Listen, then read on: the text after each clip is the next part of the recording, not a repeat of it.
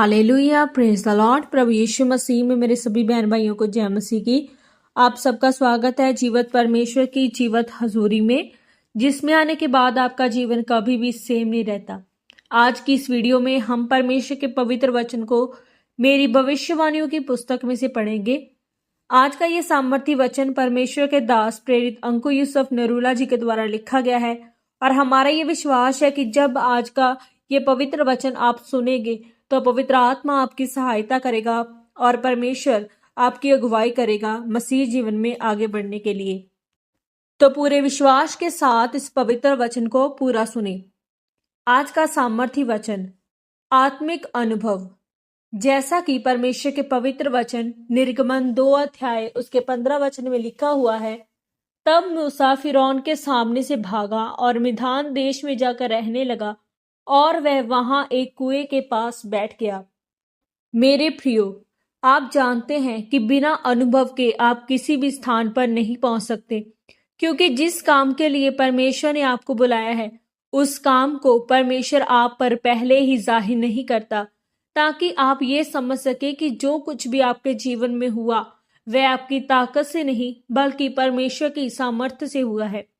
मेरे प्रियो, अगर आप पवित्र बाइबल में निर्गमन की किताब में मूसा के बारे में पढ़ें तो लिखा है कि परमेश्वर ने उसको इजरायलियों का अगुवा होने के लिए चुना था।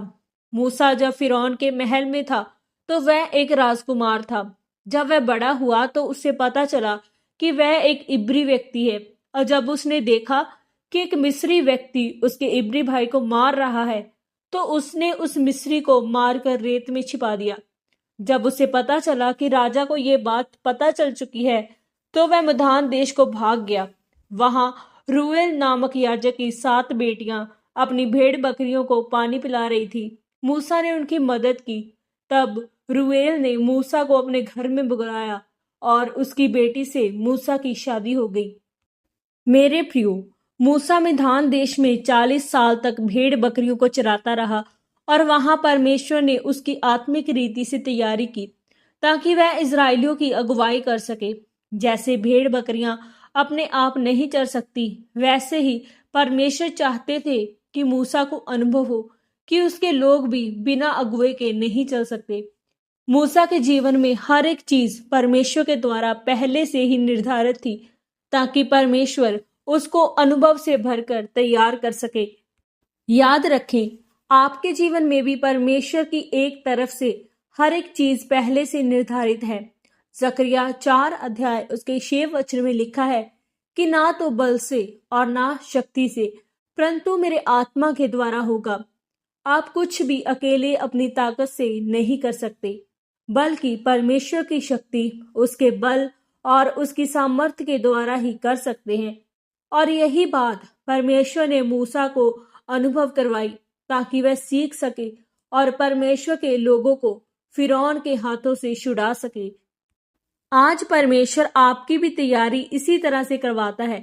हो सकता है कि आपके जीवन में लंबे समय से दुख और स्ताव चल रहा हो, लेकिन आप उसे अपनी तैयारी समझे, क्योंकि एक दिन परमेश्वर आपको चंगाई छुटकारा जरूर देगा, लेकिन उससे पहले वह आपको अनुभव कराएगा कि वही सर्वशक्तिमान परमेश्वर है। उसके बिना आपको कोई नहीं छुड़ा सकता। मेरे प्रियो, आज आप भी मूसा की तरह अनुभव की तैयारी के नीचे हैं। इसीलिए परमेश्वर पर, उसकी सामर्थ्य पर भरोसा रखें और उसको वचनों पर भरोसा रखें, क्योंकि आप भी मूसा की तरह अपनी तैयारी को पूरा करके परमेश्वर के कामों को कर सकें। आमीन। तो आइए अब हम प्रेरित जी के द्वारा की गई इस घोषणा को अपने जीवन में रिसीव करें। सर्वशक्तिमान परमेश्वर, मैं घोषणा करता हूँ कि इस वचन को पढ़ने के द्वारा आपके लोग अपनी बुलाहट को समझ सकें और अपनी तैयारी के समय में आपके अनुभव को लेकर आपकी मर्जी को पूरा कर सकें। प्रभु यीशु मसीह के सामर्थी नाम में आमीन, आमीन और आमीन।